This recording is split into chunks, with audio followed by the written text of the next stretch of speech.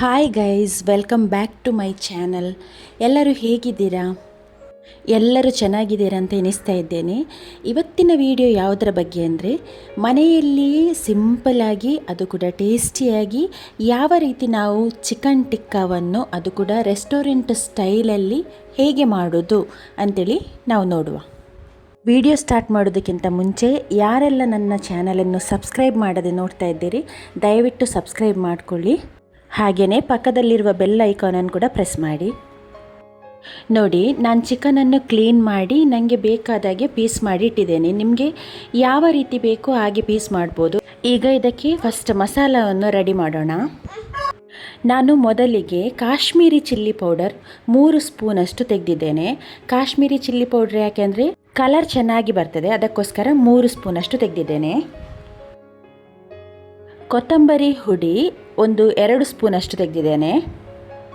Pepper powder 1/4 teaspoon. Garam masala powder 1 teaspoon. ನಾನಿದನ್ನು ಮನೆಯಲ್ಲೇ ಹುಡಿ ಮಾಡಿದ್ದು.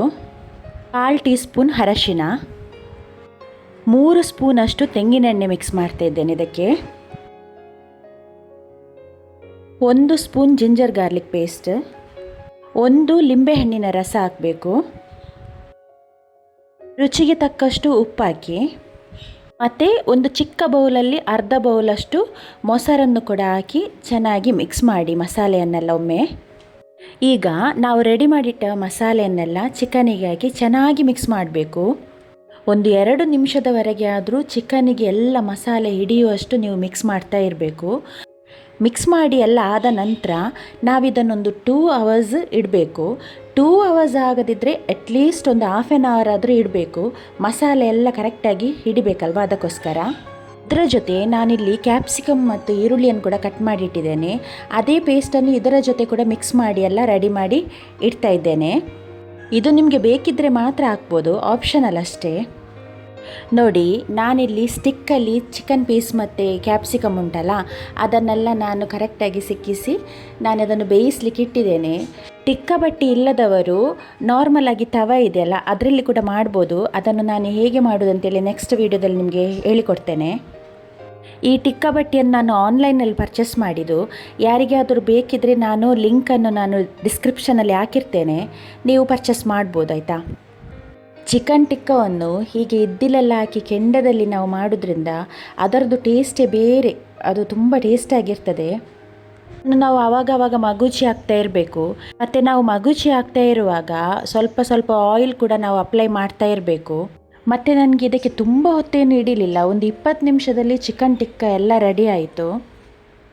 ಆದಷ್ಟು ಬೇಗನೆ ನಮಗೆ ಮನೆಯಲ್ಲೇ ಪ್ರಿಪೇರ್ ಮಾಡ್ಬೋದು. ನೋಡಿ, ಫೈನಲ್ ಆಗಿ ಚಿಕನ್ ಟಿಕ್ಕ ರೆಡಿಯಾಗಿದೆ. ನೀವು ನೋಡ್ಬೋದು, ಕಲರ್ ಕೂಡ ಚೆನ್ನಾಗಿ ಬಂದಿದೆ ಮತ್ತು ಟೇಸ್ಟ್ ಕೂಡ ತುಂಬ ಸೂಪರಾಗಿತ್ತು. ನೀವು ಕೂಡ ಇದೇ ರೀತಿ ಮನೆಯಲ್ಲಿ ಚಿಕನ್ ಟಿಕ್ಕ ಮಾಡಿ ಟ್ರೈ ಮಾಡಿ ನೋಡಿ. ನಾವು ರೆಸ್ಟೋರೆಂಟಲ್ಲಿ ಎಲ್ಲ ತಿಂತೇವಲ್ಲ, ಅದೇ ಥರ ಟೇಸ್ಟ್ ಆಗಿತ್ತು. ನೋಡಿ, ನಾನಿಲ್ಲಿ ಝೂಮಲ್ಲಿ ಕೂಡ ತೋರಿಸ್ತಿದ್ದೇನೆ, ಎಷ್ಟು ಚೆನ್ನಾಗಿದೆ ನೋಡಲಿಕ್ಕೇ. ನೋಡಿದ್ರಾ? ನೀವು ಕೂಡ ಮಾಡಿ ಮನೆಯಲ್ಲಿ. ಈ ವಿಡಿಯೋ ನಿಮಗೆ ಇಷ್ಟ ಆಗಿದ್ದರೆ ಖಂಡಿತವಾಗಿಯೂ ಶೇರ್ ಮಾಡೋದನ್ನು ಮರಿಬೇಡಿ. ಮತ್ತು ನನ್ನ ಚಾನಲನ್ನು ಸಬ್ಸ್ಕ್ರೈಬ್ ಮಾಡಿ, ಲೈಕ್ ಮಾಡಿ.